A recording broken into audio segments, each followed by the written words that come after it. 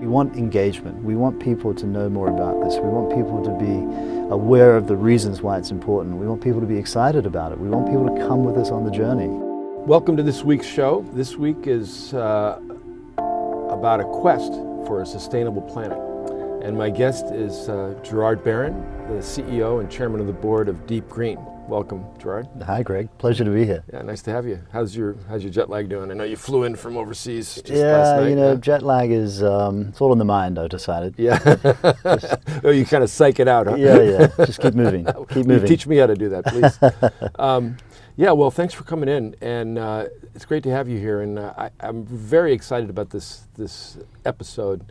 I've had, the great pleasure to meet and work with you this past year on what you do. But before we get to that, tell me about yourself. I mean, this is really for our listeners. I know some of this, but where are you from? Sure. Just give me the cliff notes of Gerard Barron. Yeah. Well, I'm a very proud Aussie. You're Aussie, Yeah, I was born in Australia on a dairy farm in Queensland, and so I went to a small little public school and went to the local university, and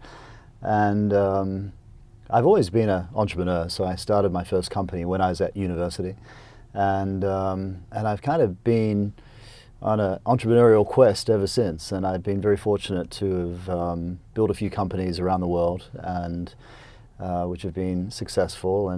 But it's all culminated in what I'm doing today, and this is what I'm really. That idea of being an entrepreneur, that is a profession these days, and it sort of really got encouraged and defined and highlighted, I believe, I would say, in like Silicon Valley tech companies kind of made it a real thing to be. I mean, in the old days, an entrepreneur was somebody who went on the sidewalk and sold shoes that day because people needed shoes. But it became a term for innovative thinkers, people that were able to see beyond the ordinary and into the future.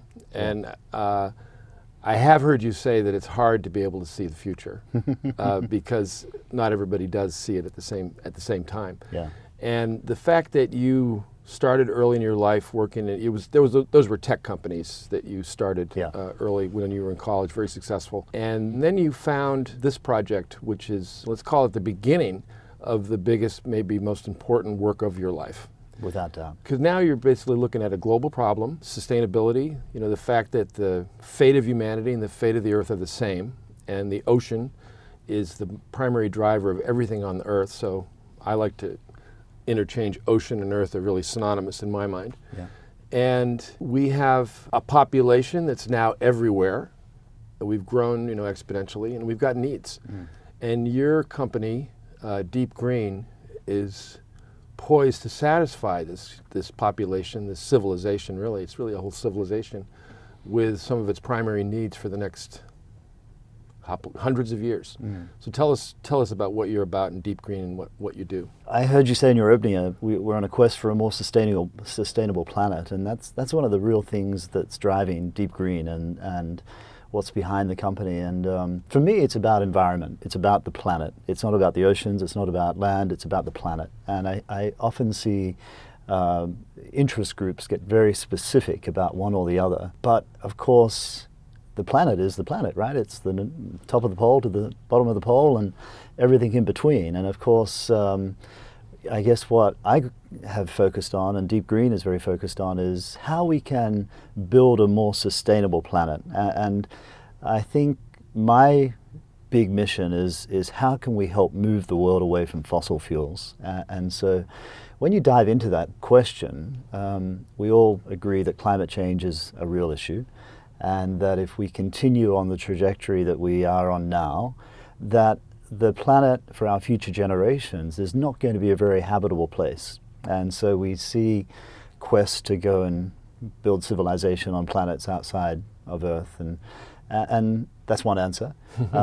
It's not my answer. My answer is we have to do things now. We all have a responsibility, and one of the biggest issues that I see is is the carbon pollution that we generate every year. And fossil fuels are the major culprit there. They generate more than 35 billion tons of carbon pollution. And of course, the answer to that is moving away from using fossil fuels. And so what does that mean? It means driving electric vehicles. It means using renewable energy.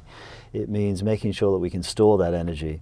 And so that's a good idea, but you need to dive a bit deeper than that. You need to dive into what's behind, what's the enabler to do those things. And of course, what's the enabler is metals. So we need to find a more sustainable supply of metals that are going to enable this transition away from fossil fuels. And so, wait, how do metals enable this transition to fossil fuels for our listeners? For a lot of people, that's going to go like, what? What do you do with metals? How do you make fuel? Yeah, that's right. And so we see lots of electric vehicles on the road today. And of course, they don't have a combustion engine. They have a battery. And a battery is made up of metals, nickel primarily, cobalt and manganese. And of course, as we see the uptake of electric vehicles, that's going to put an enormous demand pressure on the supply of those. And so I've seen some really scary examples where we're actually burning more fossil fuels in an effort to keep up the energy demands of electric vehicles. And so no better example than China. China is burning more. That's crazy. Burning more coal now. They've got also the biggest uptake of electric vehicles. What a false sense of accomplishment that is. You don't see an exhaust coming out of the car, but you've got the exhaust coming out of the coal-fired plant in the background that's charging the car up, right? That's right, exactly. So it's a big vision around building an ecosystem. It's about making sure that we can secure a sustainable, affordable supply of important metals to be able to supply the metals to build the electric vehicles, to build the power stations, to build the storage batteries that we can store the renewable energy, but without destroying the planet as we know it today. Because today we take all of our metals from 30% of the planet that is land. And of course, we've gone to all of the really obvious places to secure these metals. We've gone to generally out of reach places that is out of sight, out of mind. But if we think about what the future demand curve looks like for base metals, for nickel and for cobalt and copper, much of the reserves of those metals sit in equatorial rainforests because of how they form. They form through a leaching process. They're called nickel laterites. And so to me, it just made no sense that if we're going to tear down our rainforests to get access to the metals that we require to build the electric vehicles, that's a false economy. And thankfully, Mother Nature built or produced a very abundant supply of these metals that we need, and they happen to sit on the bottom of the ocean. That's the quest that DeepGreen is about, is opening up this new industry and taking a very responsible approach to how we can safely collect these metals and make them available for society. And I have one in my hand here. Yeah, I mean, I knew them from graduate school. We used to call them manganese nodules because they're mostly manganese, but their better term is polymetallic nodules, which means multiple metals. Yeah. And a nodule, I guess, is this. I've never used the word nodule except in this case. Being an oceanographer, we studied these. I've looked at them through the porthole of submarines, and they've always been a oddity to us. We've known that they contain things that we could use, but we never knew when the day would come when the economics and the demand curves would provide the I like your term ecosystem, the environment, the ecosystem, the business conditions, let's say, to actually go the 4 kilometers down to the bottom of the ocean to pick these things up, bring them to the surface and process them. And that day has arrived. That's what your company, DeepGreen, does. If you look at the history of the Earth, as we developed from that storied proverbial tribe in Africa some 200,000 years ago, there was evidently 1,000 of us somewhere, some place, and we started to think and talk and cooperate and develop technology, and we're actually no different today, than we were back 200,000 years ago. If we could go back in time and grab somebody and bring them here and educate them and feed them, they would be just like you and I. But it took a long time for us to populate the planet and start to fiddle with things. And we learned about fire, we learned about materials, and then we started to find things in the earth that we could use. And I find the history of metallurgy fascinating. There was probably like a campfire one day somewhere, and there was probably a deposit of iron or something near the fire. And some caveman probably said, wow, look at that. That material is melting and reforming. And if I play with that, I can do something with it. So we've gone through materials. Wood is a really good example, but we found replacements for that. We don't have to use wood everywhere. We've developed concrete out of sand. Then we went into the energy sector where we started to find these fossil fuels. And they really are fossils. They're remnants of animals that lived millions of years ago, and the carbon in their bodies has been translated into oil and gas and coal. So they're really fossils of living organisms. Burned that, found out the problems associated with re-releasing the carbon into the atmosphere. And now we've found out these metals, the ones that you mentioned, are particularly good at generating electricity and storing it. And they seem to be the last set of materials on the planet that we don't have an alternative for. Yeah. Is that right? Yeah, absolutely. Metals are everywhere in the ocean waters, right? And so I think that it was obvious for man to go to terrestrial deposits to look for the supplies of these metals, because that's what they always did. And you can see them, and you can't necessarily see the metals in the ocean water, but the precipitation process that allows these nodules to form has been happening for many millions of years. And in fact, the one you hold in your hand is probably about 10 million years old, we would estimate. And it grows. And for those people that aren't watching the video, I'll just describe it. It's the size of a potato.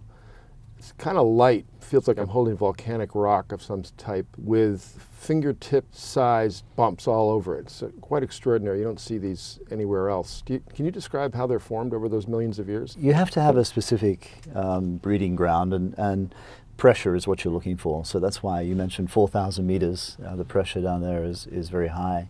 And they literally grow through a precipitation process, a little bit like a pearl grows.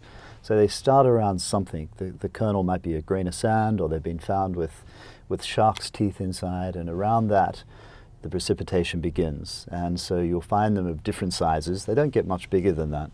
But the amazing thing about them, of course, is that they are composed entirely of metal material, plus a tiny bit of silica. But why that's very important is because when it comes time to collecting them and processing them, we generate zero tailings and zero waste from that nodule. So every single part of this we're able to use. And that's amazing. That has never ever been a situation that we've had the advantage of previously, because the mining industry today has the opposite problem. The obvious mines were first discovered and exploited.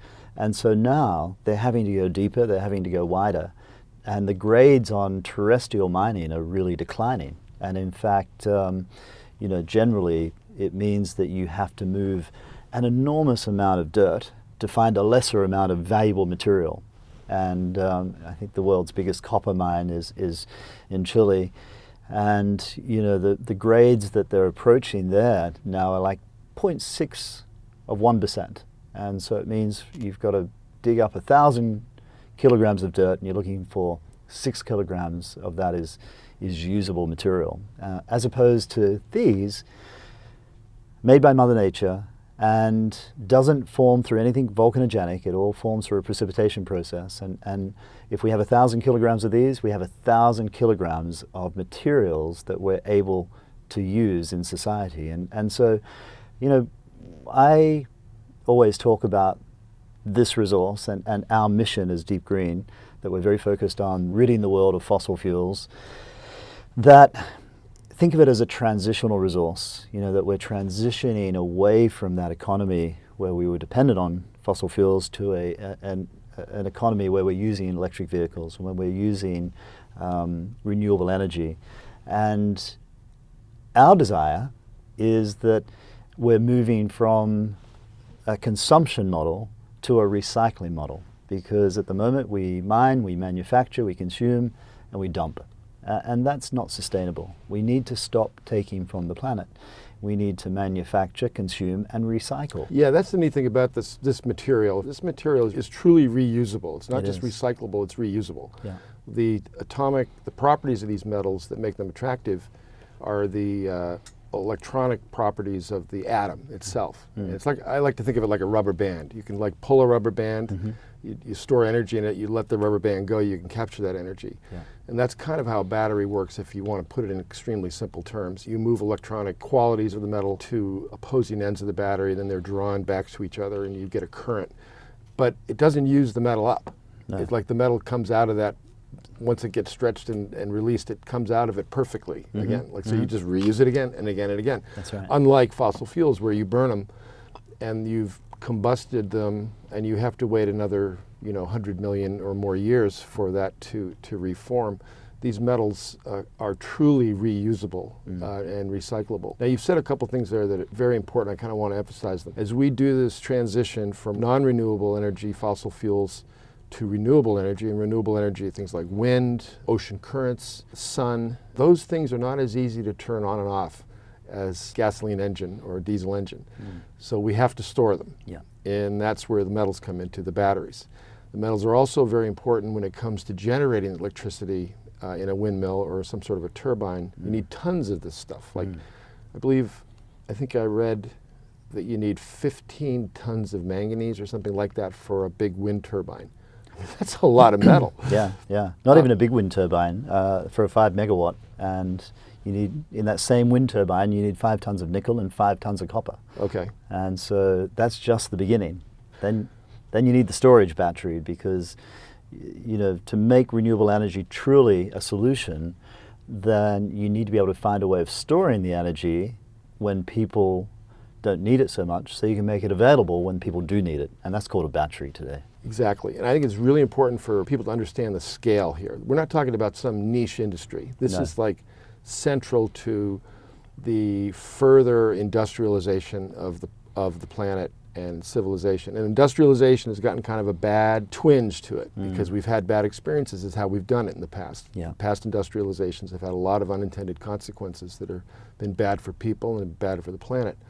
We're now in what is sometimes called the fourth industrial revolution, which is the age of big data, the age of technology, the age of renewable energy. And these metals are as important to the fourth industrial revolution as coal was to the past one. And that comes to the demand side of the house. Now, what is the demand? And there's two tracks here. One track is what you see the market demanding in terms of plans for cars and things. And the other one is how much do we need to get out there to change the world? And I know you don't have exact numbers, but let's talk about demand. Well, talk about change the world. Yeah. I believe in what we call a closed loop economy, which is where we recycle and we stop extracting from the planet. And the World Bank published a report recently that said for metal recycling to be closed loop, we need 40 times the supply of metals in the system. Now, whether you believe it's 40 or 50 or 30, it's a lot. And so the question facing society is where to get that from. And excuse me, when you say the system, that's the whole system. That's every car battery in Europe, every phone in Asia. I mean, every place you find these metals, we're going to need 40 times more than we currently have. And that's a lot. Yeah, that's a lot. That's a lot. And the scary part is, everyone thinks they're doing their bit by buying their electric vehicle, but as I said earlier, it's not. It's the tip of the iceberg, and it could actually be making the problem bigger, not solving the problem. And so the question society has to ask is, do we want to destroy terrestrial deposits and rainforests to go and access these metals so we can be green? Or do we want to go to a very large supply that Mother Nature happened to make that just sits unattached to the seafloor? And you asked about how big is it. It's not a niche solution. Last year we used around 2.2 million tons of nickel, and nickel's the real metal that we're going to need a lot of because it constitutes 80% of a electric vehicle battery. If we use a Tesla as an example, 80% of the battery metals are nickel. They're also made up of cobalt, which we know has problems, and also manganese, but nickel's the real one. And so they estimate that there's around 270 million tons of nickel in manganese deposits just in the Clarion-Clipperton zone. Now last year we used 2.2 million tons. It's forecast that would double in the next 15 years. So 4 million tons. Way of translating that to something visual, like how many cars is that, or how many Mount Washingtons is that, or something, some way to think about that? Yeah, well, there's about 1.2 billion cars. Yeah. So imagine that that number grew because population growth and the industrialization. There's 1.2 billion cars on the planet today. Yeah. Okay. Yeah. So let's assume that grew to 1.5 or 2 billion. Yeah. There's enough nickel and cobalt to be able to electrify the fleet up to 4 times. So totally solve the electric vehicle material supply problem. So for people who are thinking, wow, you know, if it's only a small part of the solution, why bother going there at all? Let's just continue to destroy, you know, land-based areas. Yes. But we're not talking about that. We're talking about a solution to the problem. Yeah, I want to lay out in the very simplest terms, we're at a fork in the road here. And the fork, on the one hand, says we can continue to get these essential base metals from where we have historically stumbled upon them in our occupation of this planet, and they've been easy to get to. But there's there's consequences to mining. You've laid out some high waste ratios, which always astound me. It's like, you know, if you look at a mountain and there's a metal in it that you want, you're going to have to remove, you might have to remove 90 or 95% of the mountain and do something with the waste to get the part that you want. So you have a huge waste problem. You've got the disruption of agricultural systems in the area. You've got, a lot of times you'll have people living there. Sometimes indigenous communities have been there for thousands of years. You've got to move them. There's a lot of consequences to mining on land. Water. You need a lot of water. So there's the fork in the road. On the one hand has traditional historical mining.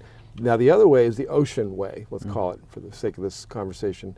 And that's what you're talking about, DeepGreen's talking about, is the ocean has these metals in it. Now you hear a lot of controversy around this. You know, people say, oh no, don't, the ocean's already getting beat up enough, and you know, well, let's not go mining there. My God, people think, now you've done it, you know.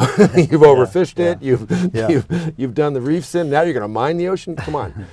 Well, it's not quite as simple as that. You've got to look at it in its totality, and I wonder if you could, let's just park the terrestrial mines for a second and look at the ocean. Now, what kind of mining goes on in the ocean? If you clarify that for me and our audience, it'd be great, because there's different kinds of activities. Sure. So we should think of ocean metals coming in 3 forms. Yep. They come in the form of nodules, which DeepGreen is entirely focused on, and these lie unattached on the ocean floor.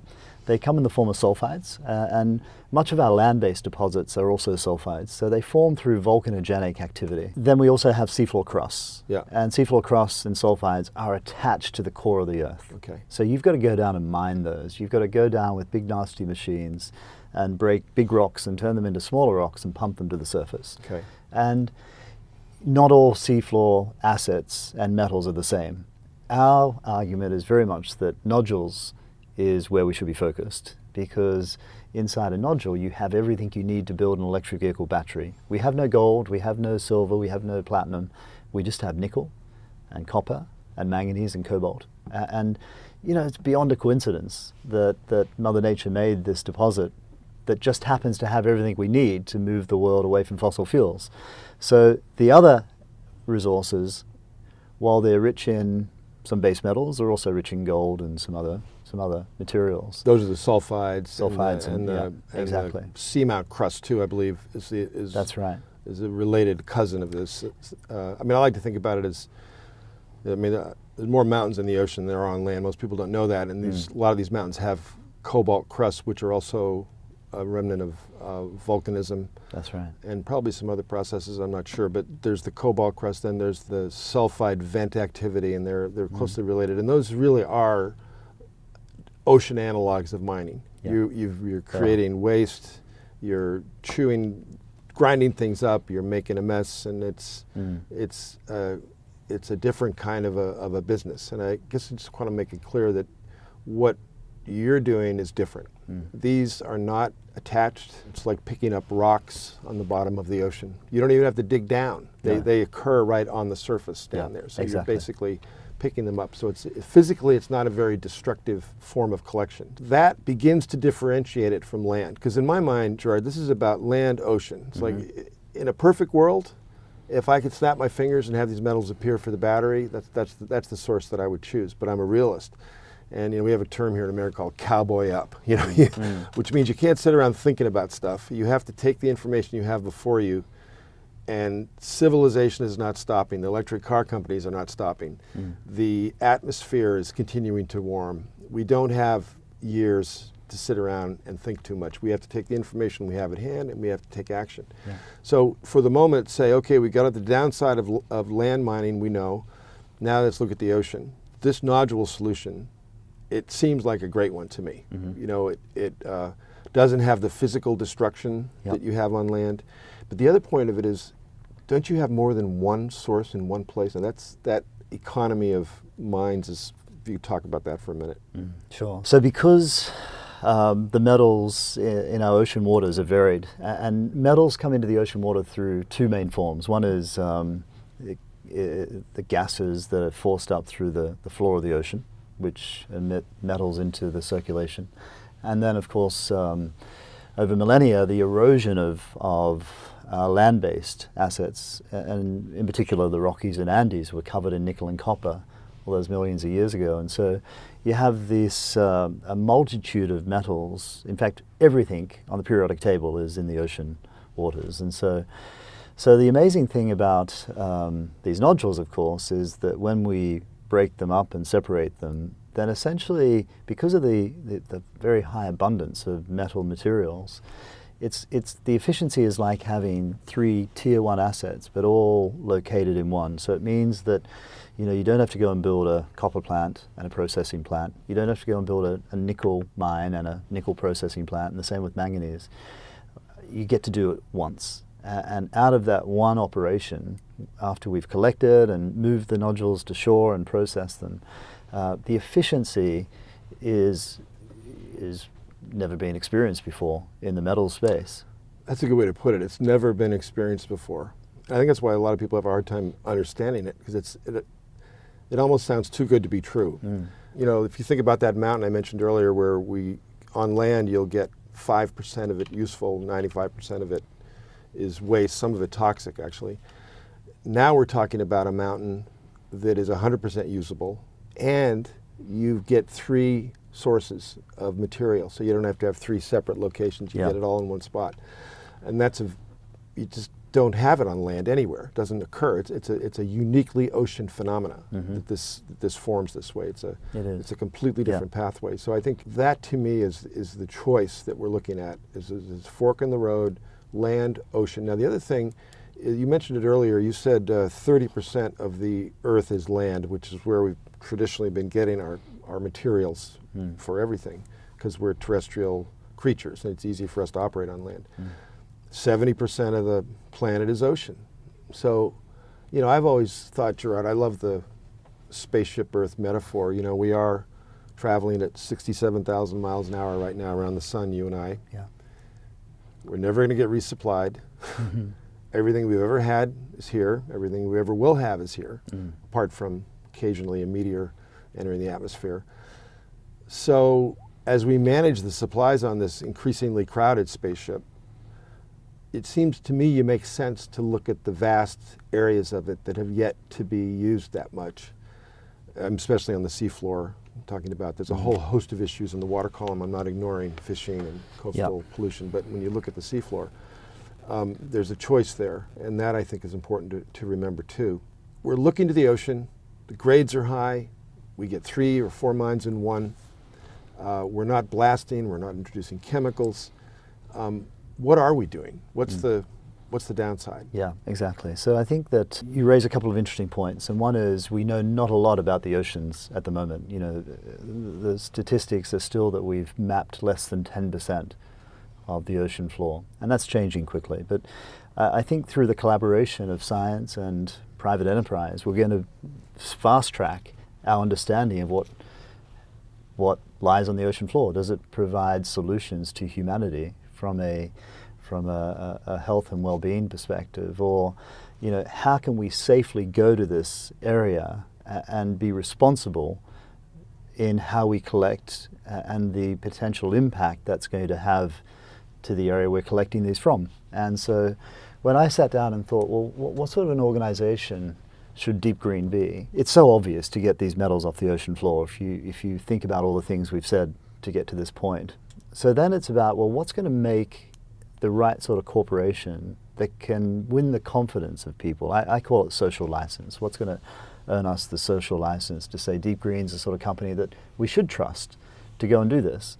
And I often talk about global public good, that I really want to make sure that the company we're building is focused on global public good, that is, we have the oceans and we have environment at the forefront of every decision we make, that we're about reducing greenhouse gas emissions, we're about helping achieve some of the sustainable development goals that have been laid out by the United Nations, that we're providing a platform for developing nations to participate in this system. So the type of corporation that we'd like to see established in society more and more. Once upon a time you had organizations and NGOs, whereas, I think corporations need to behave very, very responsibly, and particularly at the beginning of this new emerging industry. So, from an environment perspective, we're in the middle of our environmental studies now. And there's been a lot of work done on these nodules. They were discovered back in the 1860s, the 1970s.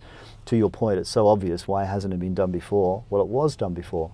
Back in the 70s, they started to collect nodules. But back then, the law of the sea was not in place. So no one had figured out who owned the oceans. And so basically, while they successfully built the technology to be able to collect and process these nodules, the operators couldn't secure the title, so they couldn't secure ownership. And so without that, everyone had to go home and do something else until such place that title was resolved. So now the law of the sea is part of society, and that is the governing rule upon which we operate under. And so we're now in the middle of a program that investigates the environmental impact of collecting these nodules. Of course, 4,000 meters is a long way down. It's a pretty barren landscape down there. It's the biggest desert on the planet, of course. It just so happens to be underwater. We are very confident in the progress we're making with regards to what that environmental impact will be.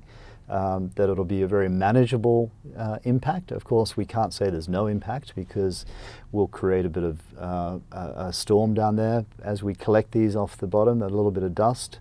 We don't think that's going to be a big issue, but we don't have those answers. And as a responsible organization, we're methodically going through that program. As an organization, we've invested very heavily with scientists and environmental management, and we're in the middle of that program now. Yeah, to me, when you look at everything that we know about terrestrial mining, and you look at everything we know about the ocean and the plans for nodule collections, do we need to know more? Yes. But do we know a lot already? Yeah, we do. We know quite a bit already.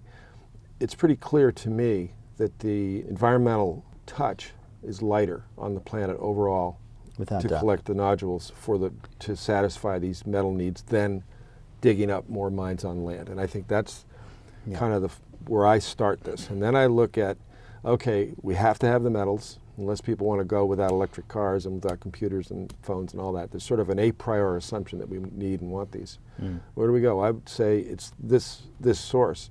Then the question becomes, how do we optimize the collection of these? Now, optimize the collection in terms of doing it the best way with the lightest impact. Something that has emerged, if you look at the last century, dilution used to be the solution. That was what we said about the ocean. It was so big, how could you possibly impact? And it was actually kind of true for a long time. But with the population numbers, mid-20th century, we started to wake up and started to see problems. Beaches are dirty, no fish.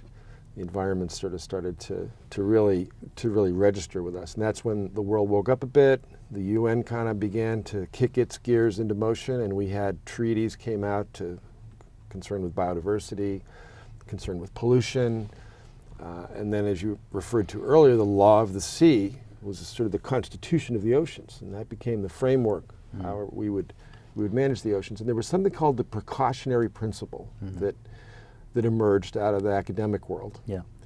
And what that basically said is that if we look back at humanity's history, there's been a lot of unintended consequences of our activities. Let's learn from that. So as we go forward, if we're going to start something big and new, let's remember that the last time we did something big and new, things happened that we didn't anticipate. So that's basically what the precautionary principle means. It means going forward, we're not going to be as carefree. We're going to be very careful about what we do. We're going to think about every possible outcome before we do it, especially at industrial scale. And as I've gotten experience with this issue, I've not seen the precautionary principle applied at this scale ever. I mean, the world, the whole world, literally, through the UN, is convening, it's meeting, it's discussing.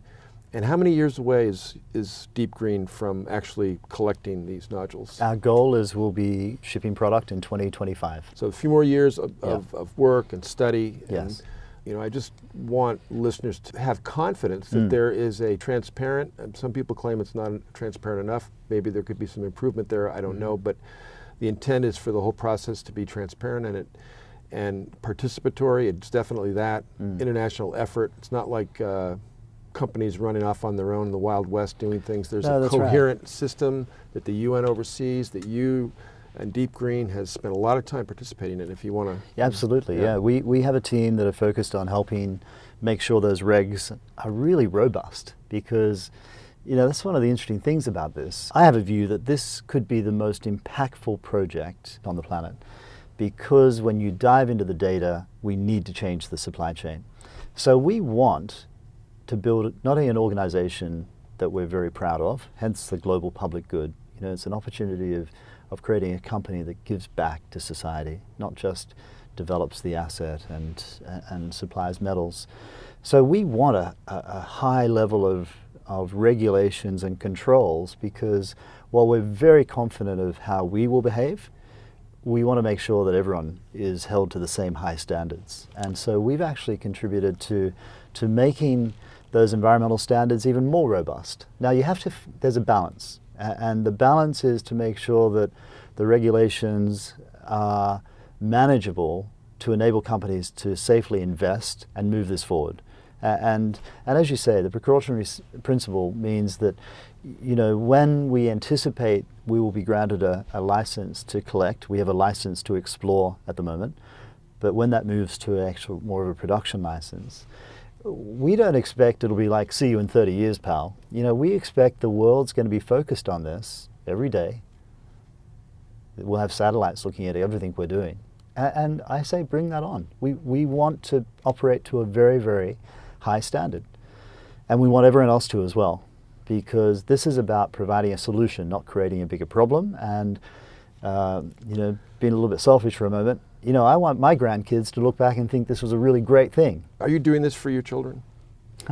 I'm doing it for the planet and for everyone's children. And everybody's children. Yeah. You've got good values. You know, I once heard it said that you can determine the values of a society by the skyline of its cities. And you interpret that by, you go back in time, and if you go back to thousands of years ago, you'd have a castle would be the biggest building on the skyline, and that means that military, hereditary values and power were most respected. Then you start to see churches dominate, and that means that the religion was the dominating value system on the planet. And what are the biggest buildings today when you look at any skyline in a city? They're financial centers, right? And what I hear and what I've actually witnessed over the last 40, 50 years is a reemergence and a resetting of a value system where, yes, we want to make money. Yes, we want everyone to have a comfortable lifestyle and live the way we see on TV and all that. But there's also values that have to be maintained in terms of how we live and why we live on this planet. And just extending that thought, yeah, we want to live a comfortable standard of living, which means you know, having things like healthy drinking water, clean air, like having an environment around us. And this is where it's harder to find answers to some of the questions, like why should we have it but not everyone else have it? And of course we have a developing world there that is saying the same thing. They're going, we'd like to have infrastructure, we'd like to have roads and electricity, and we'd like to have some of the things that we see. They don't even see it on television because they don't have television. And I think as a society, it's very easy to turn a blind eye to that. And it's very easy to say, oh no, we don't need to see the economic development of these. A sustainable supply of affordable metals is not important. Well, try telling that to an impoverished family who'd actually like to get some electricity working, but because of the very high cost of these materials, they can't. And so I think as a society, we need to look a little bit more closely at our own value systems. Or they'd like to have a CT scanner that works within 500 miles of their house. Exactly. Or some medical supplies or anything like that. Because one of the problems is with demand ballooning and supply constrained, then prices are going to go a lot higher. And that means that the prices we pay for these materials and electric vehicle batteries will be a lot higher. And it means that the affordability of them will prevent them from being affordable for the developing world.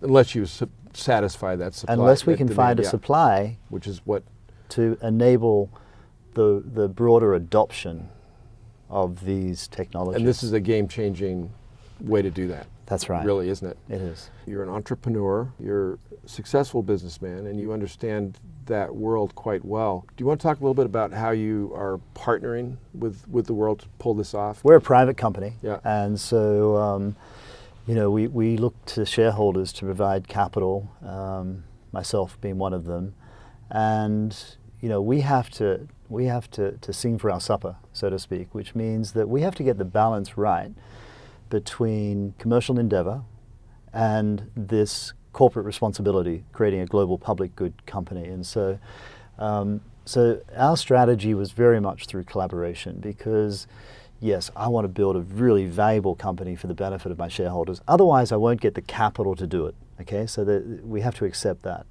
But am I sat here motivated by money and greed? Absolutely not. I'm motivated by the mission of finding an alternative supply of these metals to move the world away from fossil fuels. It's as simple as that. But to do that, I've got to satisfy the needs of shareholders and capital providers. And so one of the things about the mining industry is it's dominated by big organizations, and it operates in somewhat of a boom and bust cycle. Prices go up, and when prices go up, supply comes on, so it means that there's an oversupply, and so all of a sudden there's too much, so prices go down.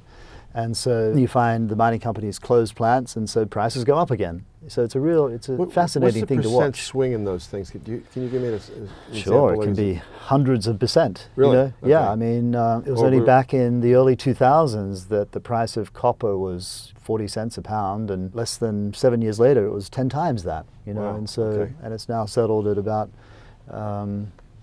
somewhere in the middle. And so what I saw in building DeepGreen is we cannot be beholden to those big mining companies. And so what I saw was an opportunity of getting this new industry started by collaborating with other people in the industry. And so these are 4,000 meters underwater. Obviously, a lot of the world's oil and gas comes from offshore. I'm in the business of saying that doesn't have a bright future. So we're talking to some of those big providers, really big responsible companies, to say, come and help me build collector systems that can operate for nodules, because longer term, you're not going to need those ships out there servicing the offshore oil and gas industry. So why don't you redeploy the asset to come and play here? Mm-hmm. And so we've been very successful. We're dealing with lots of those companies right now about them collaborating with us to repurpose some of those assets into our collector system. And the same on processing. So once upon a time, we would have had to go to the big mining companies to come and partner with us to build those processing plants. But now, the choices available to us are so much greater, because, if you're buying an electric vehicle today, 40% of the cost is the battery and the drivetrain unit around that. So you want to know that you can control that cost. And so those car companies are looking to more vertically integrate. They're looking to make sure that they can secure a supply of these important materials. So once again, we want to collaborate with them.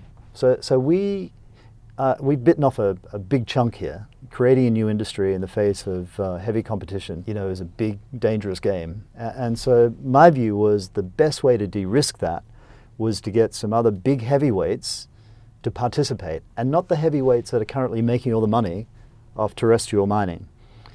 more the heavyweights that have skills that can be repurposed to here, like providers in the oil and gas industry who could help us with the deep water collection, like the electric vehicle companies who are wanting to control the supply of these materials or secure the supply and then be able to control the cost of making that. And so they have a natural motivation to come and play with us. Are there any analogs of this kind of a change? I'm just trying to think, did solar energy find its way into the traditional energy market somehow, or was it and technology? And it just seems like such an innovation. This is such an innovation in the metals sector.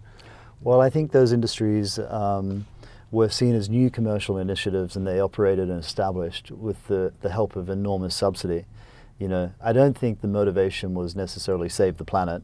Right. It so happens that they generate renewable energy and you know, they provide a very important source. And now it's become a very big industry, of course, and it's now competitive without subsidy.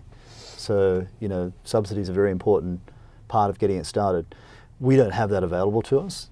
Yeah. You know, we haven't attracted the sufficient attention of governments to make it a subsidizable project, even though the security of supply of these metals is fundamental to society. And so you need these metals to operate. And of course, much of them come from very unstable regimes today. Yeah, God, there's so much to talk about. I want to cover the license part of it and how you access the sites.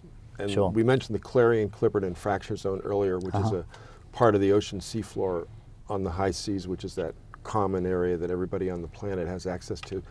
But DeepGreen has 2 lease sites there, and could you describe that scenario just in brief, how that works? Yeah, so there's so the law of the sea basically says that as a sovereign, you own a 12-mile perimeter around your coastline, and you have an economic right to anything within 200 miles of your coastline.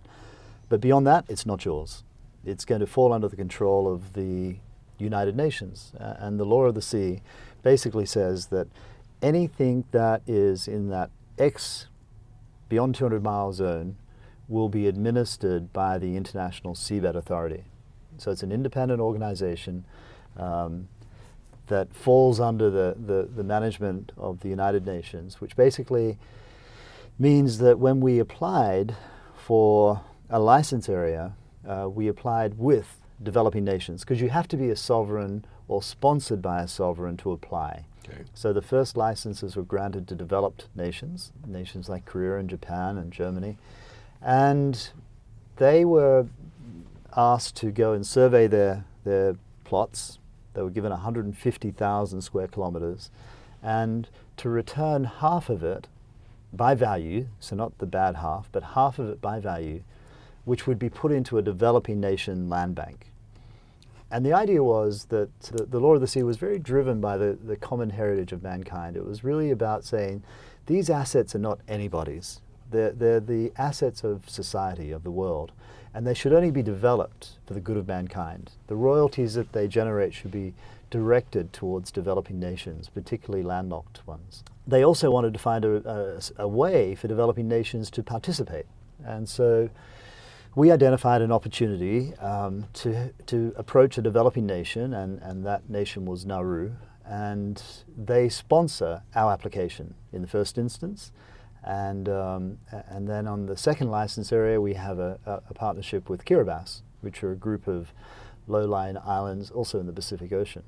And so that was another important part for us, that it was a way of involving developing nations. It's a way of providing a massive opportunity for their local economies to participate. You know, it's a game-changing innovation I just want to throw in there, because having worked in the Pacific and worked with these countries, I don't think there's any examples like that. No, I can't think of any. Where you've got a private partnership with a developing country to get a piece of big global industry. Yeah, basically, that's what it is. Yeah, exactly.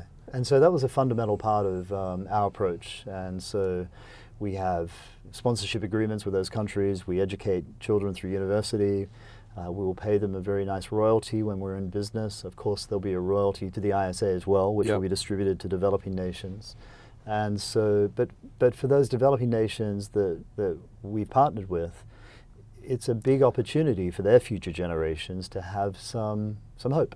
You know, it just struck me, Gerard, the rules of this scenario are so important for the planet long term, because we really are at the place where we're trying to figure out how we live together on a small planet with some inequalities that we've inherited, let's say, from the tract of civilization over the last 1,000, 2,000 years, and how we try to get it right. This is really, we're trying to rebalance a little bit. And I would argue that the UN, of course, was a major entity to make things work from a governance point of view on the planet. But in terms of resources and metals, you know, this is really a test case. It's more than a test case. It is the way forward. Is how do we satisfy industrial demand? How do we involve nations and people that deserve to be involved, but maybe don't have the capital or the technology or the foot in the door? Because we can't just keep repeating the way things have worked in the past, which is the north-south divide in the world. You know, yes, let's look at the environmental impact. That's what people tend to focus on. But there's another thing going on here, and that's getting the north-south divide, the haves and the have-nots kind of sorted. And this brings me to a headline topic that comes up a lot, and that's cobalt. We know that cobalt's the news today. It may not be the news 10 years from now, but it is the news today in this industry. Can you walk me through that? What's going on? So cobalt's one of those really important metals. It's generally a byproduct of nickel and copper. So you don't have cobalt mines per se. It tends to be a byproduct in those assets. But the challenge is that it forms a very important part of your iPhone battery. Of course, there's not a lot of cobalt in your iPhone battery, but multiply that by a few hundred million, becomes a lot. But it's also a very important part in an electric vehicle battery. It has very important elements. It has a very high resistance to heat.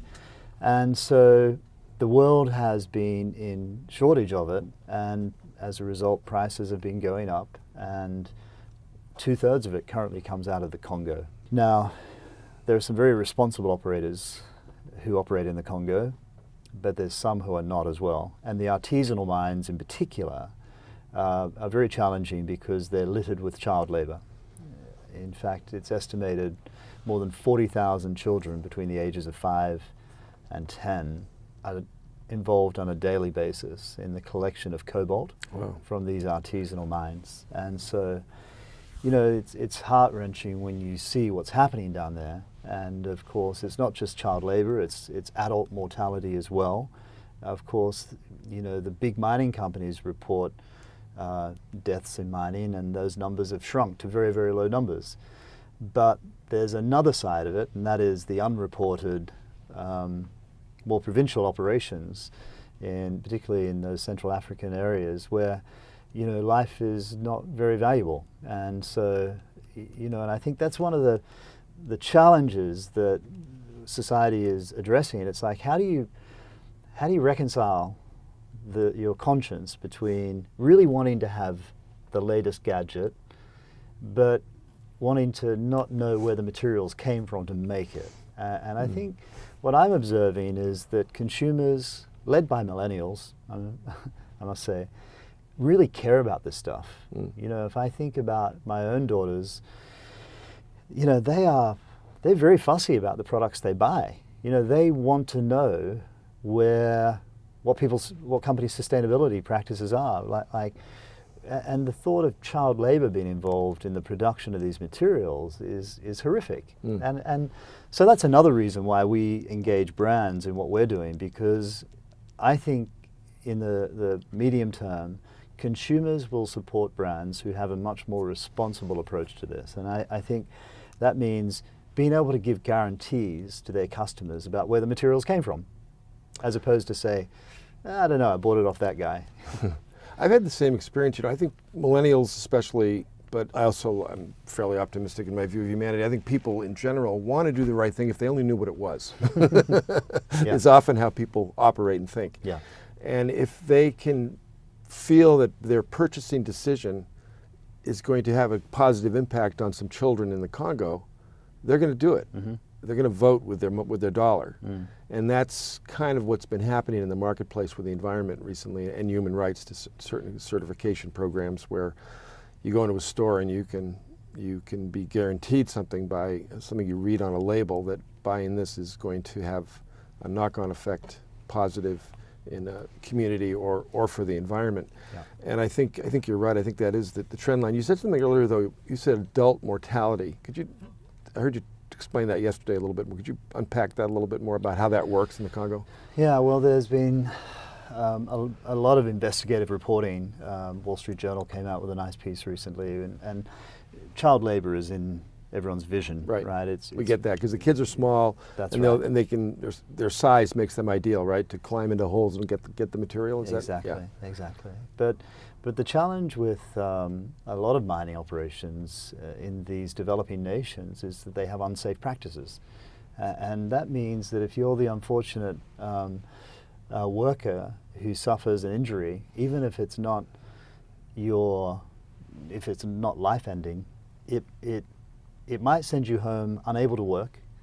There's no catchment system for the family, so it's the beginning of the end. And so, the adult mortality. They've got no workers' compensation. They've got no health insurance. None of that. Yeah. None of that. Yeah. None of that. But the adult mortality is literally, in the many hundreds per month. In fact, there are some much more aggressive numbers than that as well.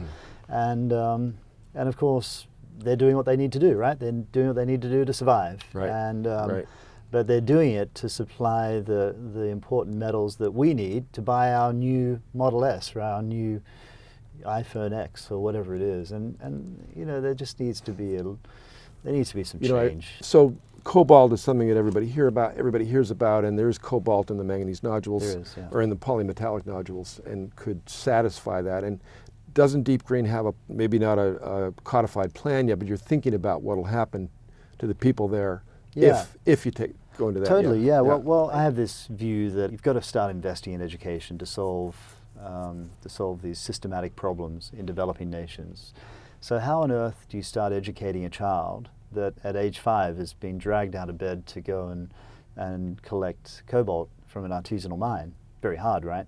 But there are ways. It generally comes down to money, and there's a lot of aid pouring into these nations. And what we're looking to do is how could we partner with some of those organizations around education in those regions that will be most impacted. And so, I think we have a responsibility to do that. I think as an organization, it makes us... That's because if you replace the supply of cobalt, these kids may be the breadwinners, right? That's for the right. family. Yeah. Yes. So what happens to them next? What happens to them next? Yeah. Now, my view on that is that this is the beginning of a systematic change that allows you to start educating those kids. And there are some amazing organizations who've been very successful at taking private education to the poor. So it's about how do we work with those groups to really target, the fact that we're not going to need those materials, firstly. So there's an opportunity of getting kids who might be earning 50 cents a day to go down that mine. Let's pay them to go to school. And then let's pay their parents to leave them in school as well, because that's the beginning of the solution.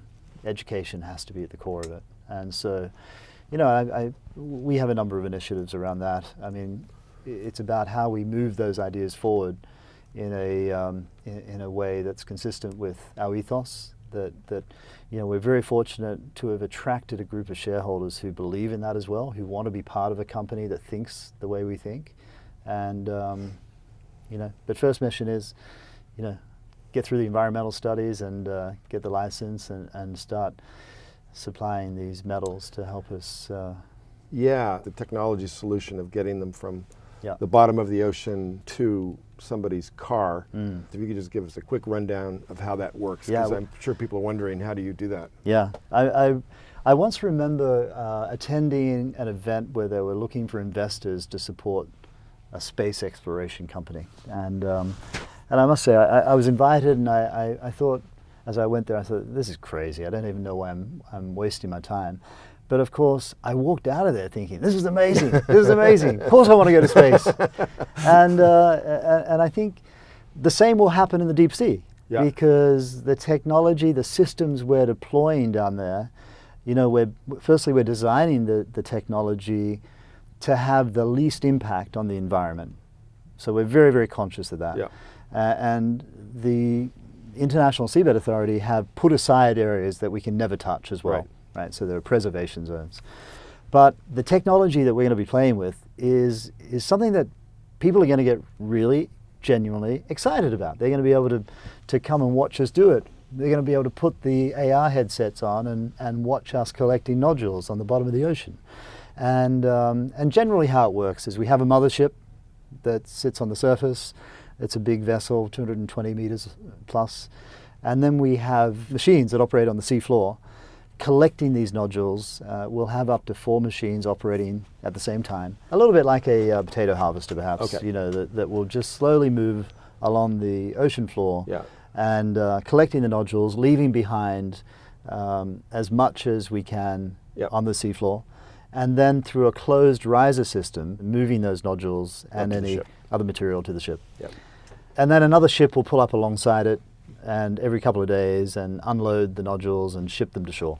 Okay. And so it's really cool. Yeah. And it's going to be something that I think, will it excite people in the same way that people want to go to space and everyone wants to be an astronaut? I hope so. Yeah, and also... We might even see Aquaman down there. Who knows? I wonder if you could just tell me, because I don't know the whole story here, and the listeners a little bit about your connection to the ocean. The ocean was always exciting to me because we got to visit it once a year, you know, because I grew up on a dairy farm. It was a long way from the ocean. And I remember having to swim between the flags and it was always instilled in us. Because of sharks? Or? Well, because we were country people, I didn't swim so well. So it was, you had to be between the flags because that's where the lifesavers were. I see. That's funny. And so, look, but now I have a great affinity to the ocean. I mean, I live on the river in London. You know, I have a house on the ocean in Australia. You know, and I spend as much time as I can around water. I absolutely love it. What do you like about it? You know, I love the fact that you can just be yourself and away from the maddening noises and the feeling when you crawl out of that salt water and the cold air hits your skin and you lie down in the sand and it all gets mushed everywhere. You know, I really, and of course I have a great memory of that because I associate it with children, you know, because it was always about taking the kids to the beach. And so, what's your favorite animal, ocean animal? Do you have one? Doesn't have to be your favorite, but just one of your favorites. You know, that's if you'd asked me that a year ago, I would have given you a different answer. What would it have been then? Back then, it would have been a blue whale. Okay. Yeah, but now it's whale sharks. Having dived with them off the coast of Mexico recently, and just having hung out with them and a heap of manta rays for a day. Oh my God, that was just amazing. Yeah, that was very special. Whale sharks. That's the world's largest fish. You know. Yeah, yeah. I'm pretty sure I almost accidentally pushed my daughter right into the mouth of one. But, really? Yeah, but we survived. It was good. Of course, they don't have any teeth. No, that's right. Yeah, that's what I was telling you. Yeah, but they do have the word shark associated with their name. Yeah. We've covered a lot. Is there anything that stirred in your mind as we've discussed here that you wanted to? You know, one of the things that I come up with against a lot, ocean-loving people fearful that companies like DeepGreen are going to wade into their oceans and cause more damage than the benefits that will be derived. And, you know, I think when you dive into the data that sits behind what we're doing, when you dive into the data that sees the impact of supplying the metals to move us away from fossil fuels, it will be such a no-brainer for people to understand why we need to do this. Mm-hmm. You know, the fact that the solution lies unattached in these nodules on the ocean floor. I need people to not just react to this and say, you know, mining, ocean, bad. You know, this is actually the solution. Mm-hmm. And so, you know, and I spend a lot of my time being asked that by NGOs. It's like, we don't know enough. And you can't come at this global problem of environment and say, we don't know enough, do nothing. Because it has to be on your hands then what's happening. Mm-hmm. You know, the direction that we're heading with climate change. Mm-hmm. You know, the human rights violations that are happening in these developing nations. You know, we can't just stand back and do nothing. We have to be proactively moving forward.